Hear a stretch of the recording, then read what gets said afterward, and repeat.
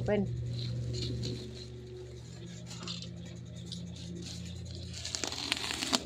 Kaya pa.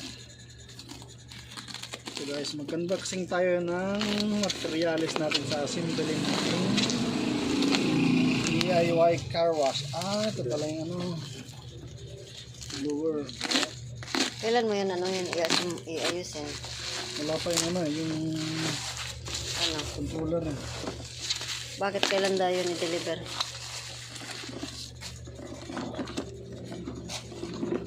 Kailan yun i-deliver? Hindi nakalagay pa. Ilan yung darating sa'yo na hindi pa na out delivery? Ano na lang? 3. Baka magsabay-sabay na yan.